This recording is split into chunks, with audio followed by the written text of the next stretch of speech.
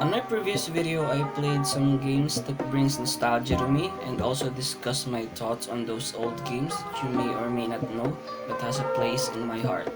I covered two games on the shooter genre. One was Virtua Cop 2 by Sega and the other is The Last Stand 2 by Con Artist. It was a fun ride experiencing those again, and I also left a gameplay at the end. And now here we are again. Welcome back to this series, Nostalgic Games or Nostalgames, where I revisit some weird old games that I played on my childhood which brings nostalgia to me years later, and maybe it's also nostalgic for you. Today I'm gonna cover two games again, still in the shooter genre, but this time, let's stick to those simple little kids games. I don't have a fancy computer or any cool consoles back in the past. I can play all those sick games back then, so sometimes I just stick with what I can play, especially those games that don't require much power. So this game, it's really a game for kids. Dynomite Deluxe. This is a puzzle game. It was colorful, it has dinosaurs, and my childhood is okay with this kind of games. Dynomite with an exclamation point, or just simply Dynomite Deluxe, is a PC game developed by Raptisoft Games and published by PopCap Games. Its gameplay is largely similar to that of a Puzzle Bobble series, but it has several unique differences. The cool thing about this is its dinosaur theme. The bubbles are replaced with eggs, and you have your dinosaur pals. You must toss the egg to another with its same color to make him pop, or else it'll just stack up. If the eggs stack continuously and it reaches the ground, then the game is over. Some eggs have dynamites, and if you hit an egg with one, it'll blow up, removing nearby eggs too. There are also power-ups, but also some distractions too. Funny little detail I noticed now is if the eggs pop, it'll crack only to reveal a sunny side up. It's very simple, and when I replayed it today, I go straight to the hardest difficulty. Back in the day, I always go to the easiest one, but now playing it on easy mode doesn't make any sense, cause come on, it's only a puzzle bubble pop game, it's not that hard. But that's what I thought. The hardest difficulty of this game in endless mode is so freaking hard. It won't give you any breaks, you won't have any window or a breather to collect your thoughts on every egg toss. The rows would continuously go down. There are no patterns, it's all in random, so it's all on your luck. Lasting longer in the hardest difficulty is impossible on your first run, even in its simplest gameplay. The computer would even give you the color you don't need just to mess up your chain of combo or your momentum. I tried again and again and again, and I still didn't last. I tried it on medium difficulty and it's okay, I didn't lose within the first minute. There are a total of 4 game modes here. Endless puzzle, where you just play the game continuously. You could last on the easy and medium difficulty, but on the hardest, you won't last 60 seconds. There's also stumped puzzle.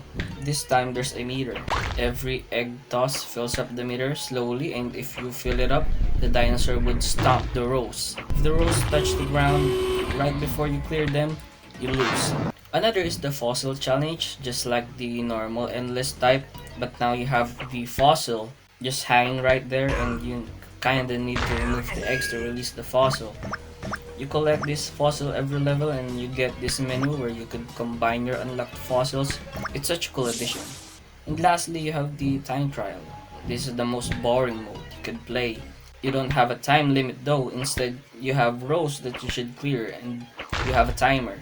You could play as long as you want, and if you mess up the game, the rows would just stack higher. The first thing you need to clear is like only 10 rows, and now because you mess up your patterns, you now have 20 rows to clear, and it doesn't stop the game. The timer would count until you cleared them all, making it super boring. I played it in the hardest difficulty and it's a meh. It'll give you this bunch of rows with all the egg colors and designs available, and it'll incorporate the randomness of the endless mode, making it a slow-paced game that's boring. I played this mode for a long 10 minutes and more, and I got sick of it. I want action. So I got back to the endless, tried to last more than a minute, and I failed again and again and again and again and again and again and again and again and again. Seems like there's no winning here. Even on every failed gameplay, I always say this will be my last game and it'll be good for recording, but nah, it's really hard. I played for a good hour and it's okay. I didn't last that long on the endless mode, but I enjoyed it pretty much. It's rather a simple puzzle game that's enjoyable if you're a little kid or a grown ass dude. And it has dinosaurs, so if you all wanna try it, I'll leave a link down below to try it for yourself. Okay, next game. I love this game. AstroPop. This game was bananas for me when I was a kid. It's more colorful, it was in space, you control a rocket with a magnet, and you blow stuff up. So I only played the trial version because I'm too poor to buy the whole game on Steam. So AstroPop is a puzzle video game developed and published by PopCap Games. Again, the object of the game is to clear the certain number of bricks in each level in order to fill up this thing called brickometer. Players control a ship with a magnet which moves horizontally along the bottom of the screen. The ship can grab and release the bricks, up to 6 of the same colored bricks at a time, moving them from one column to another. If the player releases bricks such that 4 or more bricks of the same color are touching, the bricks explode. As bricks explode, the bricks below move up to fill the gaps. If this causes 4 or more bricks of the same color to meet, they too will automatically explode, referred to as a combo. New rows of bricks continuously arrive from the top of the screen at a rate directly proportional to the level of play. New rows would go down if you're getting combos. The game ends when any column of bricks touches the bottom. But that never happened. Weird thing is, in the last game, I don't even last a minute on a single game, but now I don't lose.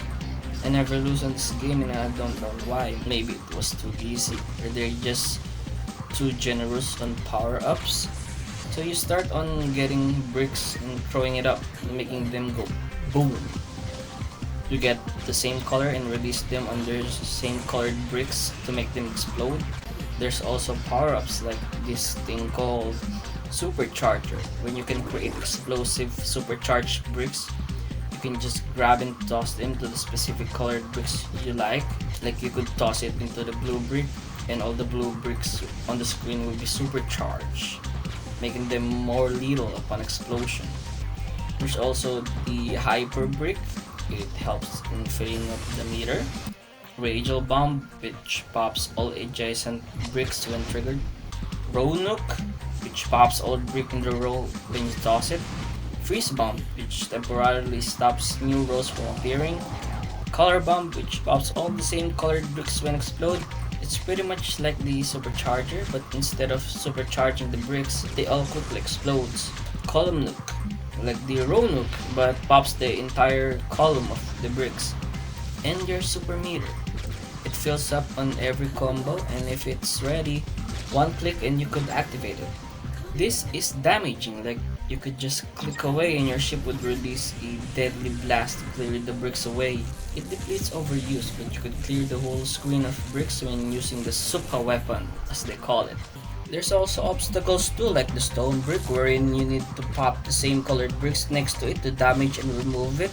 The steel brick, it's much stronger than the stone brick, and the toxic brick that infects nearby bricks slowly, making them lose their color and is unavailable for picking up.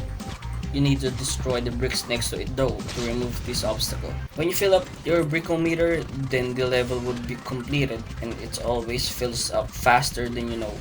Some bonus round would appear after a level, and every after you'll get these promotion medals. You could go to another planets. There's a story, but I didn't pay too much attention to it, and I just speedrun the game like a maniac. And I didn't lose, unlike the Dynomite one where I didn't last a minute and replayed again and again. I was overpowered on this game. I played continuously until I get tired of it, like an hour straight.